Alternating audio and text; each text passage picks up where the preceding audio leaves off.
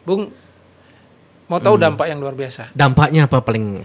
Ini kan hampir semua calon di seluruh Indonesia ini kan mengeluarkan uang untuk membeli rekomendasi kan?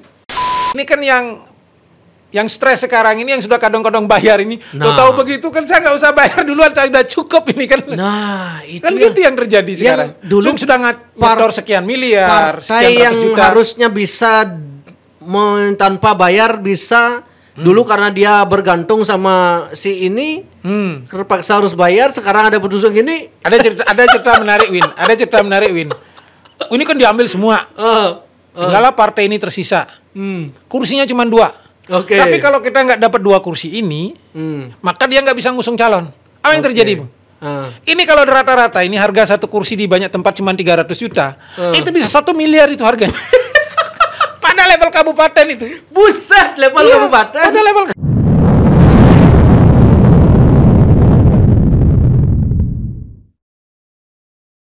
Om Swastiastu. Om Swastiastu. Wah, kembali lagi kita bertemu dengan Bapak I Gusti Putu Ardo. Ini saya kaget tadi baca WA-nya Pak Putu. Urgent gitu. Wush, ada apa ini? Saya baru bangun itu Pak Putu. Baru baca, ini bom atom ini. Lagi geger ini di. Ini bom atom. Politik nasional. Ya, jadi lagi geger ini hari. Last minute Hamin 1 minggu jelang pendaftaran ke KPU. Jadi ada putusan. Ada serentetan putusan Mahkamah Konstitusi. Ada sejumlah putusan Mahkamah Konstitusi terbaru Pak Putu. Yang paling trending ini saya baca-baca dan simak di YouTube itu tentang ambang batas minimal pencalonan partai pilkada dan kalau awalnya 20% kursi, yang awalnya partai yang bisa mengusung calon pilkada ini minimal perolehan kursinya 20 sampai 25%. 20% kursi atau 25% suara sah. Sekarang oleh MK diturunkan. Jadi 6,5 sampai 10% saja. Nah, ini berantakan. Pertanyaan sederhananya kan begini, kenapa last minute?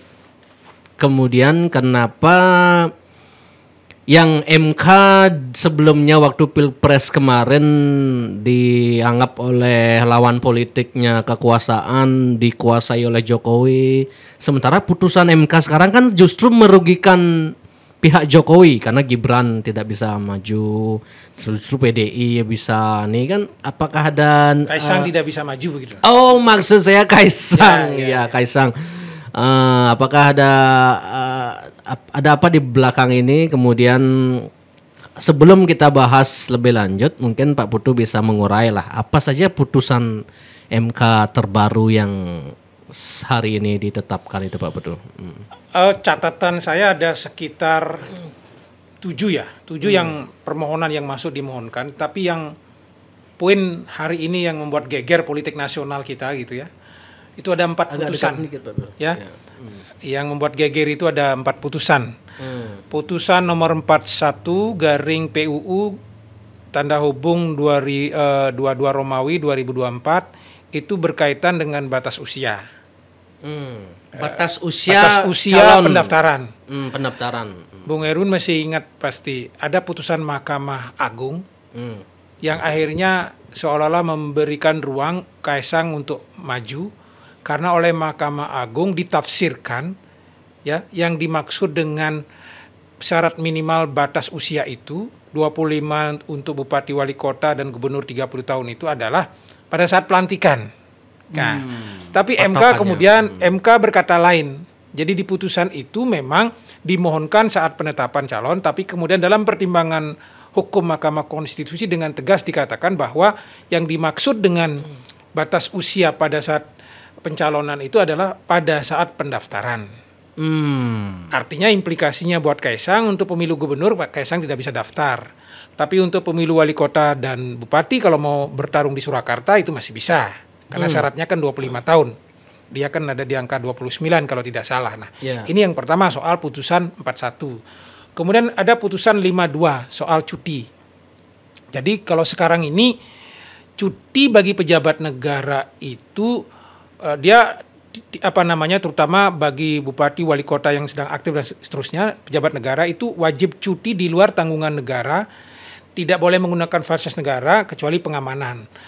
Sebetulnya norma ini di pemilu presiden sudah diatur, pemilu legislatif sudah diatur. Hanya di pilkada dia kemudian menjadi lunak. Ini dipertegas kembali.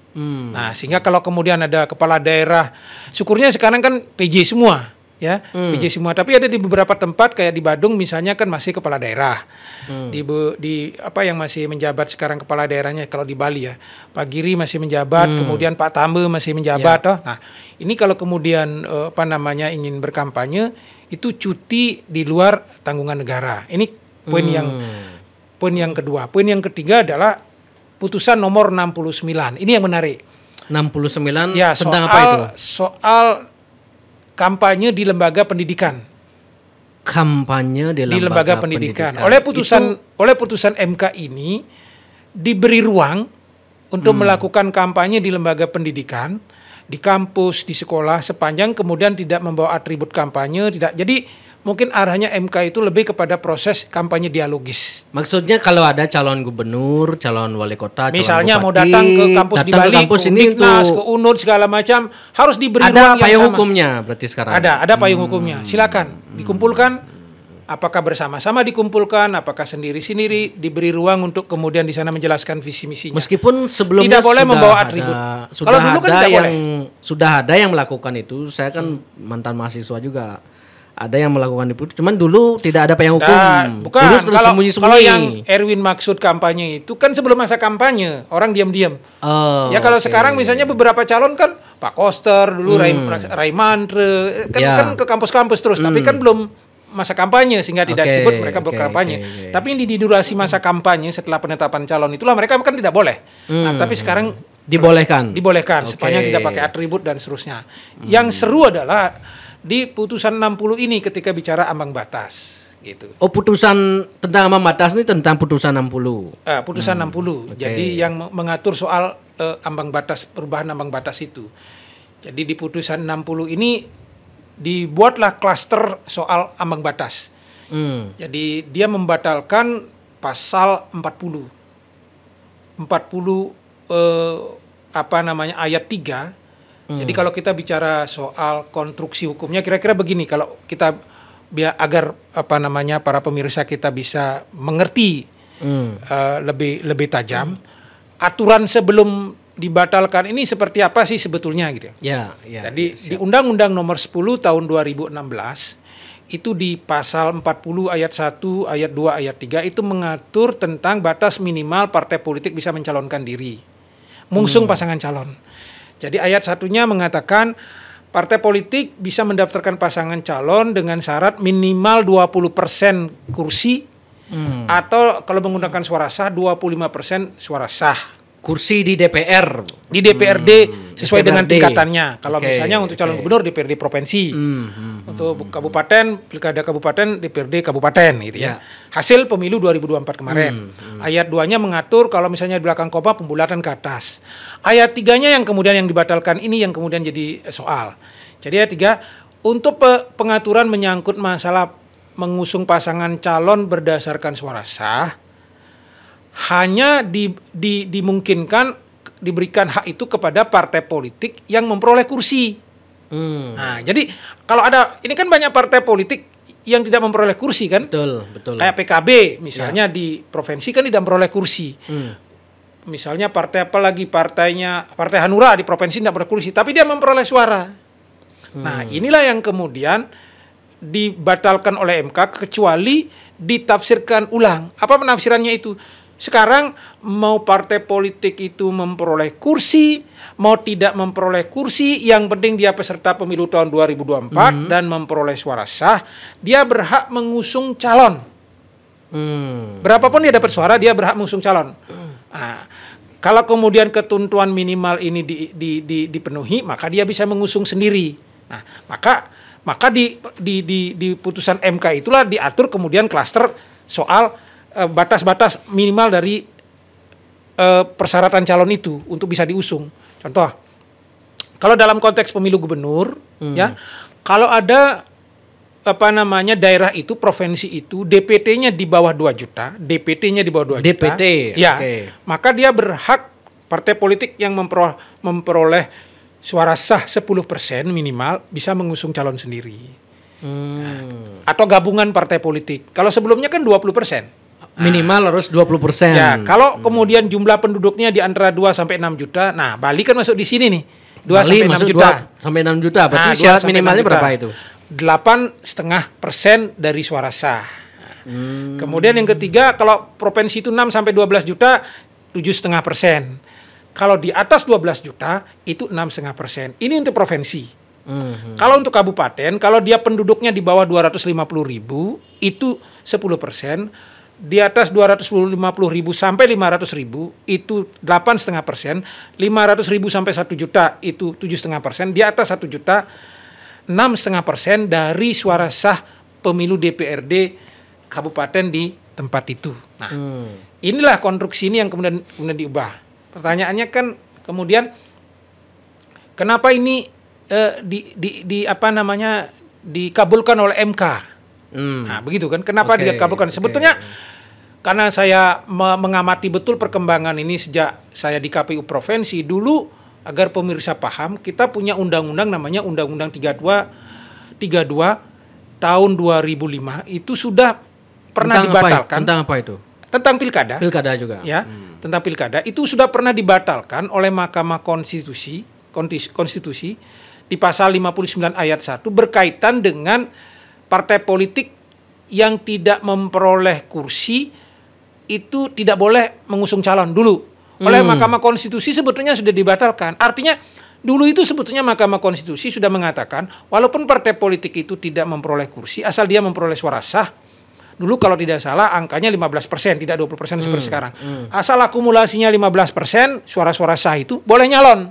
Nah, tapi kemudian penyusun undang-undang DPR dan pemerintah menyusun undang-undang pilkada ini, Undang-Undang nomor 10 tahun 2016 ini norma yang sudah dibatalkan itu diadopsi kembali. Makanya bahasanya begitu. Kalau Anda, partai politik Anda tidak memperoleh kursi, tidak boleh mengusung calon kalau tidak memenuhi suara minimal 25%. Kalau tidak memperoleh kursi, maka kemudian dibatalkanlah kemudian pasal 40 ayat 3 ini sehingga sesuai dengan klaster jumlah DPT di tiap-tiap kabupaten.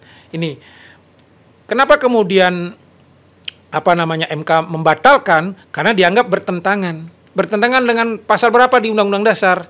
Jadi sebelum masuk ke sana, saya ingin jelaskan bahwa Mahkamah Konstitusi memiliki kewenangan untuk menguji apakah pasal-pasal di undang-undang yang dimiliki oleh Republik ini bertentangan dengan Undang-Undang Dasar apa tidak. Kalau dia bertentangan dengan pasal-pasal di Undang-Undang Dasar, maka MK berhak membatalkan pasalnya, undang-undangnya, ayatnya. Nah, kalau dilihat dari Undang-Undang putusan MK nomor 60 ini, maka sekurang-kurangnya ada 2 pasal yang dianggap bertentangan. Apa itu? Pasal 18 ayat 4. Itu bunyinya pemilu bupati, wali kota, gubernur dipilih secara demokratis. Bertentangannya di mana? Kalau kemudian sebuah partai politik hanya gara-gara dia tidak punya kursi, tetapi dia punya suara, tidak boleh mengusung calon, nggak demokratis dong, kira-kira begitu. Nah, ya kan? Saya kan ikut pemilu. Kenapa saya ikut pemilu legislatif kemarin? Saya tidak boleh mengusung pasangan calon. Hanya gara-gara saya tidak punya kursi. Nah, ini kemudian dianggap tidak demokratis. Kemudian ada pasal lagi yang menyatakan pasal 28 D itu yang menjelaskan bahwa setiap orang mesti diperlakukan sama di depan hukum. Ada kepastian hukum. Jadi karena kemudian ada pembedaan antara partai yang memperoleh kursi dengan yang memperoleh suara yang kemudian tidak memperoleh kursi tapi tidak bisa mengusung calon, dianggap perlakuan yang tidak adil dan tidak memberikan kepastian hukum. Atas dasar 2 pasal inilah, pasal 18, pasal 28D Undang-Undang Dasar dianggap pasal 40 ayat 1 dan ayat sampai ayat 3 itu kemudian di Undang-Undang Pemilu dinyatakan bertentangan dengan Undang-Undang Dasar. Ini jalan ceritanya gitu. Jalan ceritanya ya. Sehingga tentunya itu ada laporan pasti sebelumnya. Jelas. Kan? Karena pemohonnya Partai Buruh katanya ya. Partai Buruh Said Iqbal ketuanya dan Partai Gelora Anies Mata. Dia yang melapor. Kalau yang putusan-putusan yang lain itu rata-rata mahasiswa UI yang melapor, terutama masalah pencalonan itu mahasiswa UI yang 2 orang mahasiswa UI yang memohon ke sana begitu ya. Bahkan kalau statement-statement dari kaum kalangan oposisi kan justru 0% katanya syaratnya. Kalau 0% terlalu gini itu ya. Ya, 0%. Itu kan permintaannya. Permintaan dalam narasi yang dibangun. Tapi kemudian MK kan mempertimbangkan banyak aspek sehingga muncullah kemudian klaster. Diturunkan lah gitu ya. Klaster-klaster itu saya kira itu. Nah, kalau dampak sebelum kita bicara soalnya MK ini, nah sebelum atau ini putusannya sudah mulai berlaku sekarang sejak Pak Putu? Diucapkan, iya. Sejak diucapkan tadi Iya. Kalau Win ingat kasusnya Gibran, putusan MK 90 yang kontroversial itu kan diputus justru hari pertama ketika pengumuman pendaftaran calon presiden dan wakil presiden. Jadi 3 hari sebelum pendaftaran. Ya kalau misalnya dikomparasi dengan pilkada sekarang, dia putusannya kalau pendaftaran tanggal 27, putusannya tanggal 24 lah. Sekarang kan sudah lebih maju ini, jadi tanggal 20. Jadi ketika berbicara soal apakah bisa kemudian diadopsi dan harus dieksekusi pada pilkada sekarang, itu sudah jelas. Di pertimbangan hukum Mahkamah Konstitusi sudah mengatakan bahwa ini berlaku untuk pilkada tahun 2024, tidak bisa ditafsirkan lain. Menurut Pak Putu, ini putusan ada pesanan kah? Atau dari kekuasaan? Kalau kita melihat kan flashback dari Pilpres kemarin, katanya MK sudah dimainkan oleh kekuasaan gitu dengan meloloskan Gibran, kan opininya begitu. Nah, kalau sekarang bagaimana Pak Putu? Kalau kita berbicara soal MK diloloskan oleh Gibran, itu sebetulnya tidak begitu juga. Tidak begitu juga. Ya, karena makanya kalau kita bicara soal komparasi putusan 90 misalnya, itu kan alot sekali 90. Sampai kemudian datanglah Anwar Usman sehingga skor menjadi 5-4, lalu loloslah Gibran. Untuk menjelaskan bahwa sebetulnya hakim MK itu juga enggak, untuk kasus 90 itu juga tidak nyaman-nyaman banget meloloskan. Tetapi kan karena suara terbanyak, formasinya 5-4, loloslah dia. Nah, tapi kemudian ketika PHPU pemilu presiden itu kan tumben dalam sejarah di Mahkamah Konstitusi jomplang formasinya. Jadi posisi kemarin itu ada posisi di angka 5-4 yang kemudian membuat Prabowo sebetulnya oleh MK tidak dinyatakan menang mutlak di persidangan. Dalam sejarah baru kali ini kemudian pemilu presiden tidak bulat pengambilan keputusannya. Untuk menjelaskan bahwa hampir sebagian majelis di Mahkamah Konstitusi sebetulnya roh kebatinannya masih sangat kuat gitu. Nah, termasuk sekarang ketika berbicara soal putusan 60 dan seterusnya ini, suasana kebatinannya sangat kuat. Hanya ada 2 hakim, yang satu kemudian berbeda pendapat, yang satu alasannya berbeda. Yang berbeda pendapat Guntur Hamzah, kemudian satu hakim dari NTT kalau tidak salah itu yang kemudian alasannya berbeda. Satu hakim, Pak Asrul Sani, yang kemudian tidak ikut dalam pengambilan keputusan untuk yang 60 mungkin karena mantan P3 dan seterusnya. Jadi artinya melihat formasi ini, MK memberikan kado demokrasi yang luar biasa kepada publik Indonesia. Saya tidak tahu apakah kemudian MK sedang mencoba untuk membersihkan dirinya, cuci tangan gitu lah, membersihkan dirinya agar karena kemarin waktu Pilpres kan disorot habis-habisan karena karena integritasnya kembali pulih begitu ya. Begitu. Sekarang saya membaca orang-orang yang oposisi yang mengkritik kekuasaan kemarin tuh sudah mengapresiasi MK sekarang misalnya. Karena ini penting, Win. Bayangkan itu nanti ada 37 provinsi, 541 pilkada yang akan ditangani oleh MK. Betul. Kan luar biasa itu jumlahnya. Kalau kemudian MK tidak punya marwah ini hari, maka putusan-putusan di pilkada itu bisa punya potensi rusuh dan ditolak. Saya kira mungkin triggernya seperti itu.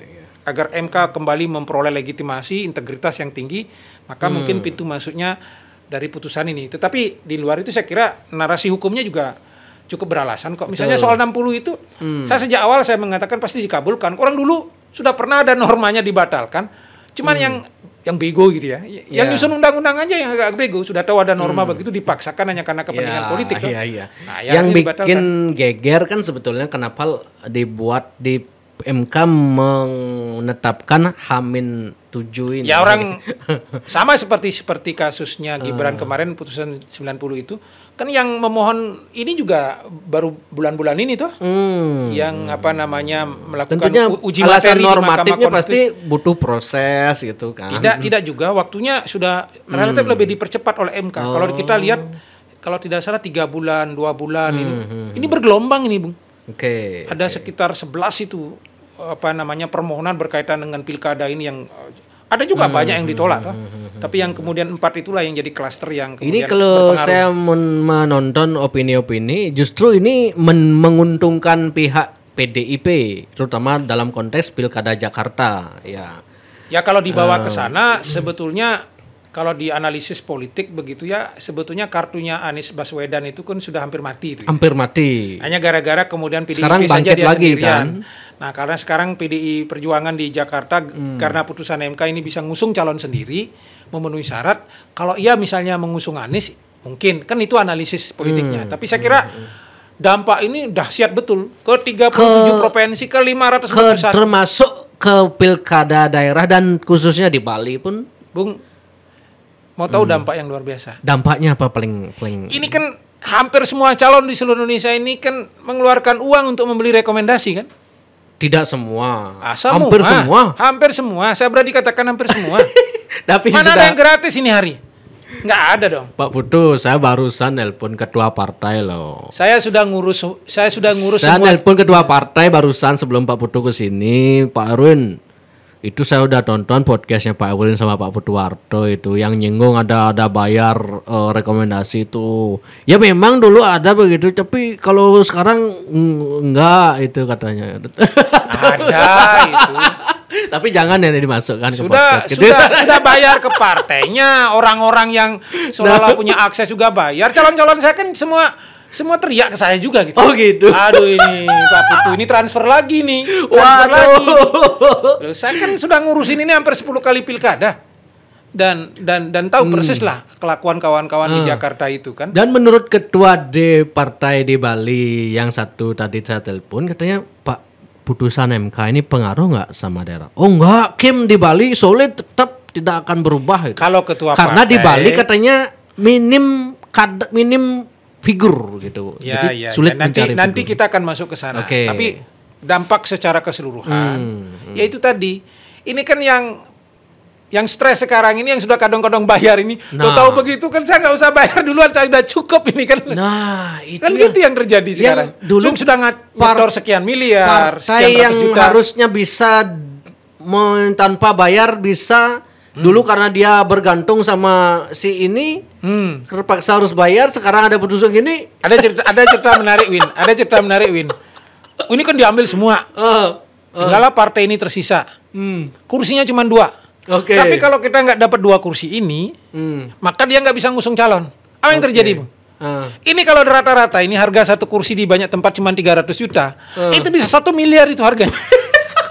Pada level kabupaten itu. Buset, level kabupaten. Pada level kabupaten. Gila. Kalau di Papua, Win, itu daerah-daerah tambang, daerah-daerah emas itu satu kursi di kabupaten, daerah-daerah di sana itu bisa sampai harganya 1 miliar, Win.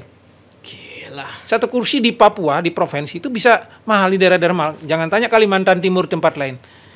Harga di Bali pun sekarang sudah tinggi. Kemarin dulu 100 juta satu kursi masih bisa. Sekarang ada satu partai yang matok 500 juta satu kursi. Bagaimana kita mau mengharapkan figur ideal kalau semua baik makanya semua yang jadi bupati itu kan akhirnya korupsi semua, jualan kepala OPD, kepala dinas dipatok 200 juta, 300 juta agar balik modal karena dia keluar uang banyak. Makanya yang saya geger politik ini hari kan orang yang kaget, aduh saya sudah kadang keluar uang 2 miliar, 3 miliar. Tapi menurut ketua partai di Bali ini yang saya telepon tadi, memang benar Pak Erwin ada bayar-bayar rekomendasi gitu. Tapi duitnya tidak ke lembaga resmi partai katanya, tapi ke oknum. Ada calo-calonya katanya itu. Iya. Calo-calo. Bukan ke partainya. Di podcast kemarin kan saya bilang ada yang resmi masuk ke kas partai. Oh, berarti ada yang resmi juga. Ada. Oke. Bung, 2029 pemilu ongkosnya besar. Oh iya.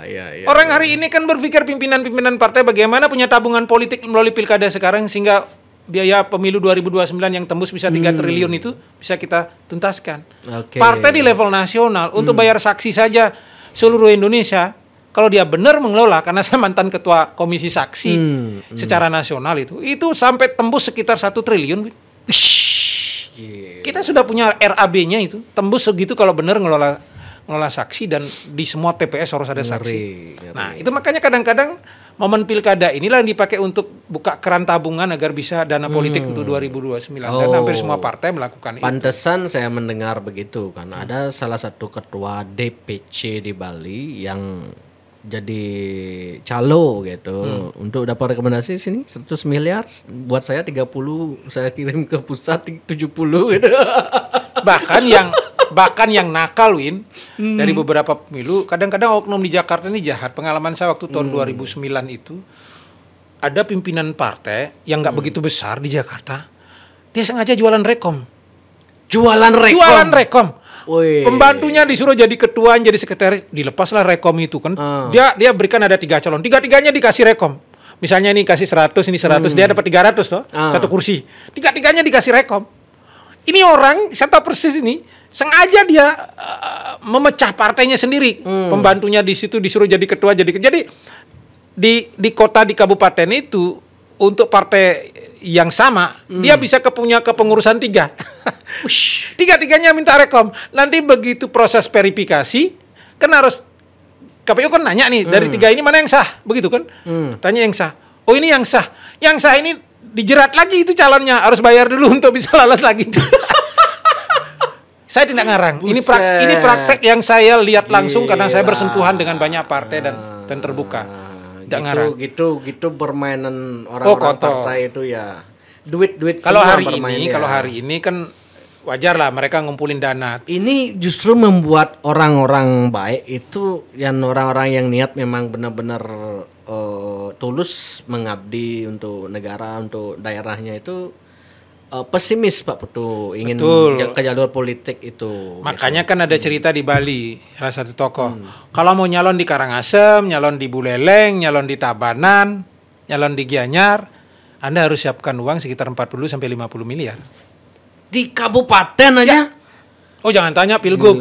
Pilgub itu bisa tembus sampai 150 miliar. Pak Sudikerto wakil loh. Ya. Ketua DP berapa? Golkar 70 miliar. Atur. Wakil 70 dah. Gubernurnya berapa? Untuk menjelaskan berapa itu? Artinya kan terkonfirmasi apa yang saya katakan bahwa Pilgub Bali itu bisa tembus sampai 150. Tahun 2014 loh itu. 2013. 13 ya. 70. Kalau sekarang 70 miliar itu makanya sudah tembus. Kalau sekarang bayar saksi saja mungkin sudah tembus sampai 10 miliar di Bali. Saya waktu zamannya Pak Sudikerto saja. Saya bilang Pak Sudikerto, Pak, biar saksi aja 25 miliar lebih nih kau. Berarti di atas 25 miliar biaya saksi.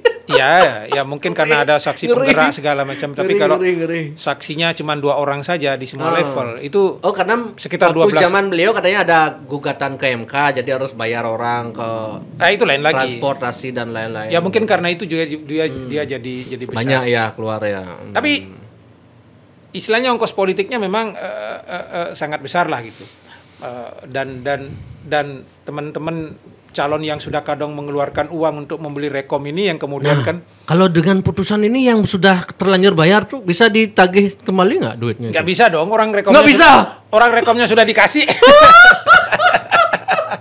Makanya kan makanya ada yang sampai di rumah begitu dia nonton TV dan aduh mencek pelengan istilah. Tahu begitu kan kita nggak ngeluarin uang 1 miliar, tahu begitu nggak ngeluarin uang 500 juta. Dan yang sudah menerima pun dia merasa bersalah juga kan, gimana caranya? Mana merasa bersalah, orang rekom sudah dikasih. Pak, mohon maaf Pak, duitnya sudah habis pakai ini. Orang rekomnya sudah dikasih kan nggak perlu ada bersalah. Orang sudah dimasukkan bank. Ini saya sudah kasih rekom kan gitu. Saya kan sudah ngasih rekom, barangnya sudah diambil ya nggak bisa ditarik lagi duitnya. Oke. Kira-kira begitu. Nah, kalau Pak Putu melihat kalau dalam konteks di Bali sekarang Pak Putu, potensi-potensinya ada berapa calon nih dengan putusan MK terbaru? Di pilgub maupun di pilkada. Ya, kalau kita bicara di provinsi, saya ngutip biar nggak salah, saya ngutip hitung-hitungan dulu ya, karena saya sempat orat-orat juga tadi sebelum kesini untuk provinsinya gitu ya. Nah, kalau di provinsi Bali, kalau kita bicara suara sah di provinsi itu catatan saya itu ada 2.529.941 suara sah. DPT. Suara sah. Oh, suara sah. Okay. Suara sah pemilu DPRD Provinsi Bali. Okay. Nah, tadi kita sudah menjelaskan angka kalau di Bali kan 8,5%. Kalau angka 8,5% itu tembus 215.045 suara. Artinya kalau partai politik atau gabungan partai politik di Bali yang punya 215.045 suara ini dia berhak mengusung satu calon. Nah, sekarang kita lihat masing-masing partai. PDI Perjuangan punya 1.446.000 sekian bisa ngusung calon sendiri. Di atas 215.000. Gerindra punya 324.000 lebih bisa ngusung sendiri juga. Golkar punya 322.000 bisa ngusung sendiri. 3 calon ya bisa ngusung sendiri. 3 calon sudah pasti. 3 calon sudah ada. Kalau Partai Demokrat dan Nasdem bersatu, dia tembus angkanya di 237.000. Dia bisa ngusung sendiri. Karena catatan saya Nasdem punya 85.335. Demokrat punya 152.506. Dia bisa ngusung sendiri. Di luar PDIP, Gerindra, Golkar, Partai Demokrat dan Nasdem yang masih tersisa 198.300. Dia tidak bisa ngusung partai-partai kecil ini. Artinya ada 4 calon. Kalau PDI jalan sendiri, Gerindra jalan sendiri, Golkar jalan sendiri, kemudian Partai Demokrat dan Nasdem bersatu, ini hitung-hitungan matematikanya ini, ada 4 calon. Tetapi kalau Partai Demokrat berpisah dengan Nasdem, ya kan, ini 3 tetap dapat calon. Partai Demokrat nyari yang kecil-kecil, Nasdem nyari yang kecil-kecil, bisa 5 pasang calon.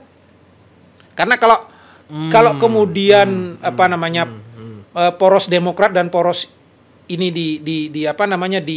dipisahkan, itu kalau dibagi rata yang tersisa itu 218.000 tembus angkanya. Di atas 215.000 toh. Masing-masing bisa dapat angka 218.000. Artinya kalau poros Demokrat jalan sendiri, Nasdem jalan sendiri nyari partai-partai kecil yang tidak lolos itu ada PKB, ada PSI, itu bisa 5 pasang calon dia. Tentu di level provinsi. Saya misalnya sudah coba tadi simulasi untuk Buleleng. Di Buleleng bisa 6 pasang calon. Di Buleleng, Kabupaten Buleleng untuk calon bupati. Kan ada kalau nggak salah 12 pasang calon yang ingin maju di Buleleng. Berarti setengahnya itu bisa maju. Bisa maju.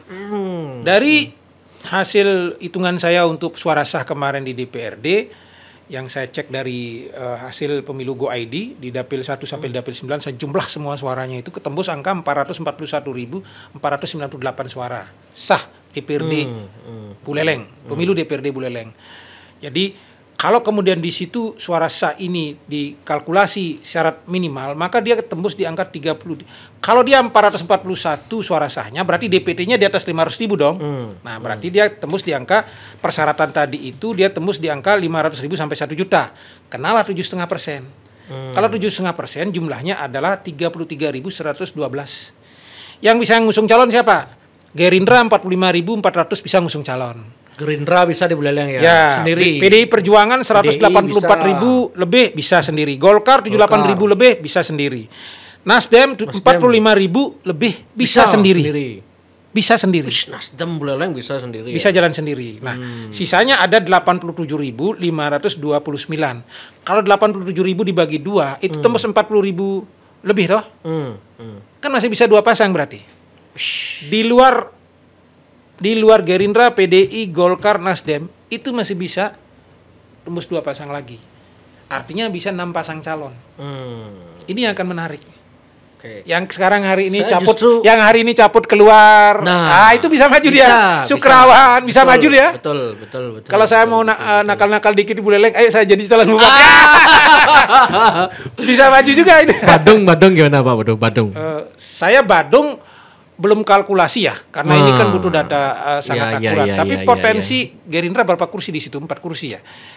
Potensi Gerindra mengusung 1 calon itu juga sangat mungkin. Karena yang yang lain-lain, partai-partai kecil yang lain kalau dikumpulin analisis sementara itu bisa ngusung calon sendiri. Jangan-jangan karena Gerindra tahu ada akan ini bocor sehingga Diesel keluar, orang saya sebenarnya bisa sendiri. Artinya gerbong Gerindra kalau dia ngambil, kalau tidak cukup misalnya pun dia sendiri, dia ngambil partai-partai yang kecil yang lain, dia bisa ngusung calon sendiri. Bisa. Golkar sudah cukup dengan 24%, PDI sudah cukup.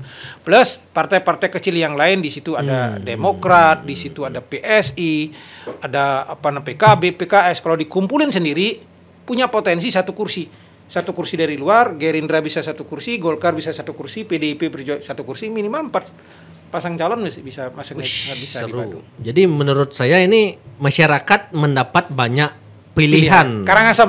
Karangasem menarik. Calon persorangan sudah lolos. Oke. Oh, jadi, sudah lolos? Ya, Pak Karisuri Ismail sudah lolos ya? Kemarin kan pengumuman hari Minggu. PDI sudah usung sendiri, sudah 2. Nasdem yang awalnya kelimpungan, ya harus ngusung dengan Demokrat. Dia kalau jalan sendiri pun sekarang bisa. Nasdem di Karangasem? Bisa. Nasdem bisa, Golkar bisa sendiri, Gerindra bisa sendiri. Ini aja udah 5. Jadi ini selain 5-6 calon di Karangasem bisa. Ini akan membangkitkan ideologi partai masing-masing juga kan? Jadi iya. karena bisa independen dengan ideologi masing-masing kan? Oh, partai saya ya gini, ideologinya ya gini gitu. Betul. Maksud saya begini, kalau ada tokoh-tokoh yang ingin menggunakan momentum ini untuk kapitalisasi politik menuju 2029, sekarang harus dimanfaatkan. Maksudnya begini, di Denpasar misalnya, saya pasti kalah ngelawan Jaya Negara. Di Karangasem, kalah melawan Gede Dane. Tapi sekalah-kalahnya saya, nama saya ada di surat suara, orang yang ingat saya, nanti begitu saya nyalon 2029 menuju DPRD Bali, saya bisa terpilih. Masih ada ingatan lah. Masih ada ingatan, bisa terpilih. Maka kapitalisasi itu ini dilakukan saat ini. Pertanyaannya, mereka cukup punya ongkos nggak? Kalau dia sadar kemudian bahwa kira-kira bertarung kalah lah. Kalau di Badung melawan PDI atau Golkar kalah, tapi saya untuk kapitalisasi menuju KPU provinsi atau kapitalisasi untuk DPRD Kabupaten Badung, dia uji nyali pasti masuk. Karena itu dugaan saya dengan pencalonan ini, potensi calon pilkada di Bali yang akan beragam etnis dan agamanya sangat mungkin. Pasti karena udah mulai kelihatan dari pileg kemarin pun udah mulai kan. Jadi jangan heran kalau di Badung kemungkinan ada calon yang tidak hanya suku Bali, juga suku yang lain, kombinasi tidak hanya beragama Hindu juga beragama Kristen, beragama Islam. Di Jemberana juga punya potensi seperti itu, di Buleleng juga potensi seperti itu, karena mereka dengan usungan partai kecil pun mereka bisa masuk gitu. Mungkin mereka sadar bakal kalah, tapi mewarnai kontestasi demokrasi itu akan menjadi sejarah baru dalam proses percaturan di Bali. Dipastikan sulit mencari lawan kotak kosong kalau sudah begini kondisinya Pak Putu ya. Sulit mengkondisikan kotak kosong. Di Jakarta contohnya kan Ridwan Kamil digadang-gadang akan melawan kotak kosong. Sekarang kan sudah nggak bisa. Sulit. Ya karena Anies sudah punya kereta sendiri, sudah jalan. Di Bali juga kemungkinan tidak akan ada kotak kosong. Orang sadar, saya tidak perlu. Apalagi di Pilgub Bali dengan surveinya incumbent yang drastis turun begini kan menjadi peluang tinggi sekali kan untuk menggulingkan kita kalau bicara misalnya Giri gitu ya. Ini kan Giri pun hitung-hitungan bodoh saja gitu ya. Misalnya Koster kalau kemarin diskusi Koster dicalonkan sama Cok Aceh, Giri masuk dok, gitu kan misalnya, hanya gara-gara dia ditolak oleh Kim, karena sudah disindir sama Jokowi, Kim tidak pakai dia gitu misalnya kan. Sekarang kan peluangnya jadi terbuka. Bisa lewat Giri, lewat partai-partai yang parlemen. Lewat di luar Kim apa itu lagi? Tadi ada partai-partai kecil yang jumlahnya tadi itu bisa menghasilkan 2 kursi. Iya benar. Ya kan? Dia culik saja salah satu Demokrat. Demokrat dia culik satu. Ya, bersama dengan partai-partai kecil yang lain udah bisa ngusung satu calon. Ini yang menarik. Makanya artinya kalau Giri kemudian menggunakan momentum pilkada ini kemudian untuk maju ketika dia tidak dicalonkan oleh Kim, tidak dicalonkan oleh PDIP Perjuangan, sangat mungkin dengan partai lain. Jangan-jangan Demokrat kemarilah Giri, kira-kira begitu misalnya.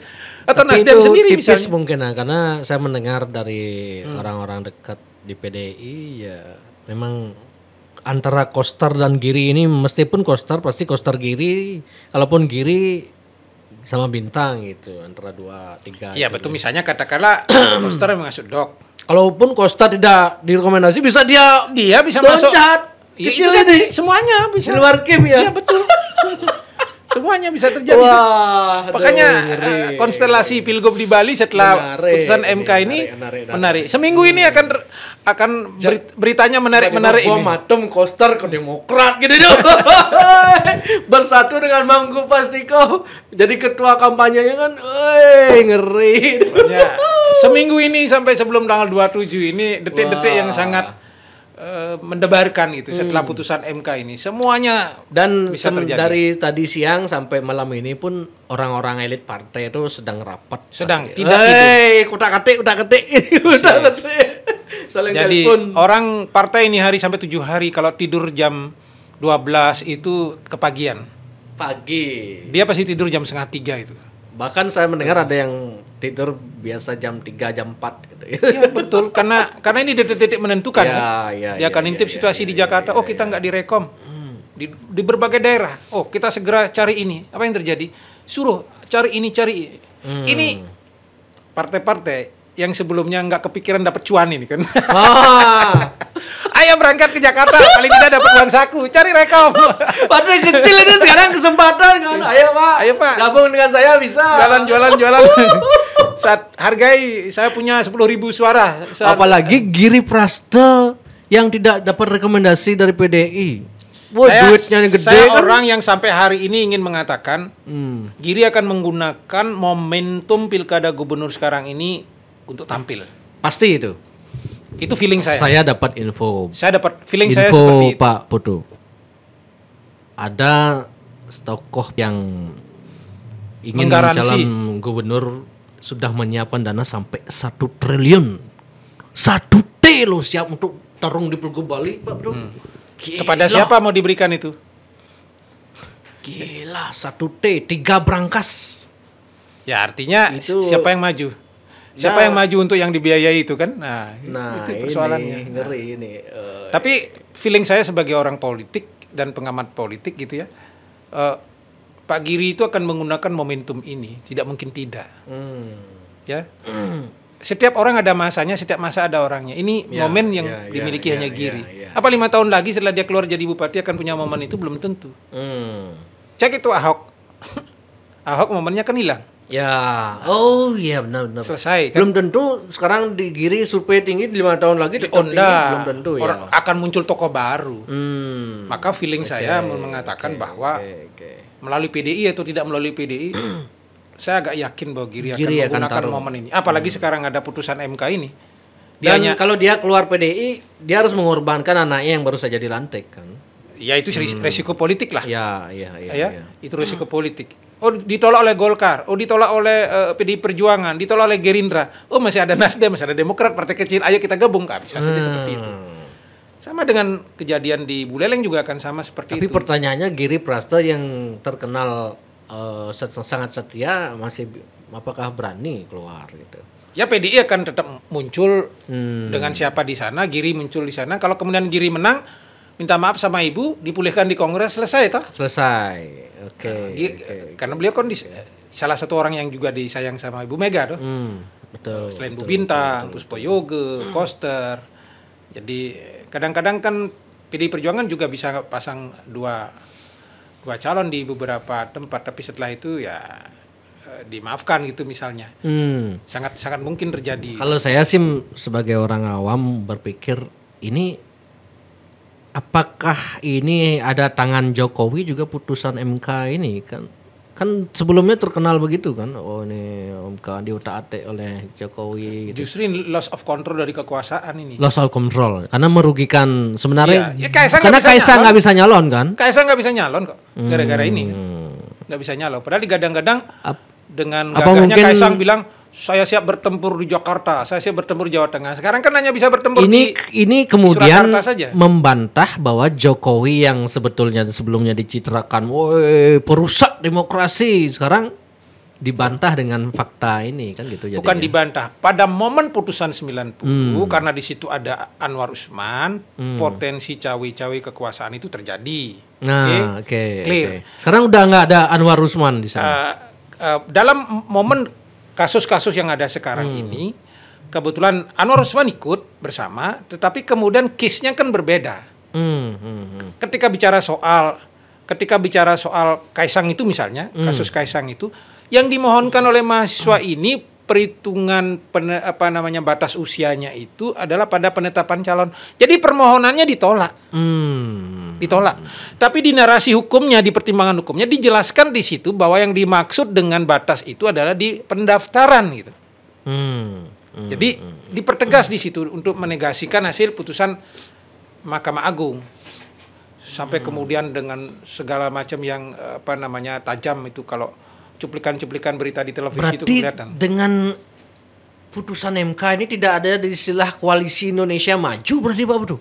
Karena Suna bisa sendiri jadi ngapain koalisi sekali gitu kan? Nah sekarang kan koalisi Indonesia Maju bubar berarti sekarang. Belum tentu juga. Ada dua faktor. Pertama, misalnya ketika bicara Bali, provinsi Bali, betul akan punya potensi ada 5 pasangan calon. Potensi ada. Kalau tadi sudah disebut oleh tokoh itu ada krisis figur. Di Bali krisis figur masalahnya. Dan kedua krisis cuan. Ini apalagi punya modal nggak dia gitu. Kalau dia nggak punya modal dia nggak bisa. Makanya tetap punya potensi. Yang ketiga, faktor yang ketiga adalah potensi politisasi hukum. Kan makin keras bisanya kekuatan eksternal sekarang bisa bekerja atau you berani macam-macam dari seluruh kesepakatan kita gara-gara putusan MK saya injek lu gitu. Kira-kira selesai. Nah, ini punya potensi terjadi. Tetapi dinamika ini kecenderungannya akan menjadi lebih fleksibel di level kabupaten. Di kabupaten kan tidak masuklah terlalu tersentuh ya. Kabupaten yang tidak strategis. Kalau Badung strategis. Kalau kabupaten yang PAD-nya besar-besar strategis. Tapi untuk level Buleleng, Karangasem misalnya, atau Jembrana, atau Bangli dan seterusnya ini dilepas lah. Makanya akan sangat cair kalau di Bali. Tapi di Bali kalau bicara putusan MK ini sebetulnya yang diuntungkan PDI Perjuangan. Ya karena dia sangat hegemonik toh. Karangasem hegemonik, Bangli juga hegemonik, Tabanan kalau sekarang ada putusan MK ini gara-gara kemudian berantakan kimnya gitu. Dia masuk calon sendiri masuk calon, Tabanan ada 3 pasangan calon, kan punya potensi pasangan petahananya bisa menang. Di Bangli juga bisa di Karangasem dan seterusnya. Yang cair itu mungkin pertarungannya adalah di Jembrana, di Klungkung, di Buleleng. Jokowi masih KTA PDI apa enggak Pak Bro? Masih kan sampai sekarang KTA. Belum ada dipecat Jokowi kan? Ya, mengundurkan diri pun belum. Saya tidak tahu karena saya tidak pernah memeriksa sakunya Pak Jokowi. Nah itu. Ya jadi kalau beliau jadi ketua badan penasehat ya Golkar. Konon ketua Dewan Pembina. Misalnya kalau jadi otomatis batal kalau orang pindah partai, dia cukup mendeklarasikan diri untuk mengundurkan diri, apakah tertulis tulisan sudah sah itu. Tidak harus menunggu disposisi dari partai lamanya kemudian kalau tidak dicabut nggak boleh gitu, enggak. Jadi karena masuk partai politik itu menurut undang-undang partai kan bersifat sukarela. Dia tinggal kirim surat, mau disetujui tidak disetujui sudah mundur dia. Tidak ada pengaruh apa-apa gitu. Bahkan Gibran pun saya dengar belum ada pengunduran diri maupun dipecat gitu kan. Saya dengar Gibran. Yang betul sebetulnya yang sekarang paling penting begini, Win. Kalau dampak MK ini karena podcast Anda ini kan akan ditonton oleh seluruh wilayah Indonesia ini. Saya tahu teman saya di Sulawesi Tengah, teman saya di Ambon, saya nonton Anda di Bali. Sebetulnya sudah ditonton di berbagai tempat di Indonesia. Jadi karena dampaknya sangat luas se-Indonesia, paling saran yang bisa saya sampaikan adalah begini. Kalau kemudian putusan MK ini mengubah konstelasi politik di sana, ada orang yang kemudian berniat mencalonkan diri, ada partai yang kemudian awalnya nyatu kemudian menjadi membelah diri, lalu mau mengusung calon sendiri-sendiri, tolong berhati-hati.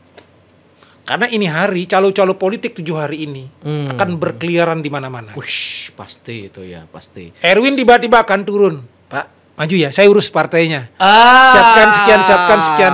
Ini sementara ada orang-orang kaya yang tidak ngerti politik, dikerjain habis-habisan nanti. Tapi saya bukan calo, Pak Bro ya. Misalnya, dia tidak ngerti apa yang disebut dengan B1 KWK, dia tidak ngerti bahwa yang bertanda tangan mengeluarkan rekomendasi itu adalah ketua umum dan sekjen partai yang sah, yang dapat legalisasi dari Kementerian Hukum dan HAM, dia tidak ngerti hal-hal seperti itu, keluar-keluar duit saja, besoknya dia ditolak sama KPU. Atau besoknya tiba-tiba seperti yang saya bilang, satu partai itu membelah seperti amuba jadi 2, jadi 3. Lalu kemudian dia tidak bisa ngusung calon. Maka mereka yang punya keinginan-keinginan semacam itu betul-betul mencari orang yang kompeten untuk diajak berdiskusi, lalu mengurus seluruh persoalan-persoalan ini sehingga tidak dirugikan secara material dan secara politik. Berpikir akan bisa ngusung pasang. Karena ini jualannya akan jadi mahal, karena partai-partai itu tadi yang sebetulnya sudah dikubur ini, belum diaben saja. Tiba-tiba bangkit dari kubur semua ini karena bisa ngusung calon dah. Aji mumpung lah. Ya gitu ini kan. di Jakarta kan ramai sekali ini partai-partai kecil ini. Kita bisa naikkan rekom ini. Ayo Pak. Harganya sekian, satu kursi sekian. Sekarang hitungannya kan 1 suara berarti toh. Saya punya suara 10.000. Calo-calo ini tinggal nelponin partai-partai yang masih kurang kursi ini kan. Kamu kurang berapa kursi? Ini dia telepon lagi. Ini mau nggak sama ini? Gitu. Yang menarik nanti ini ada partai-partai kecil yang sebetulnya sudah mati gitu ya. Papan namanya di kabupaten sudah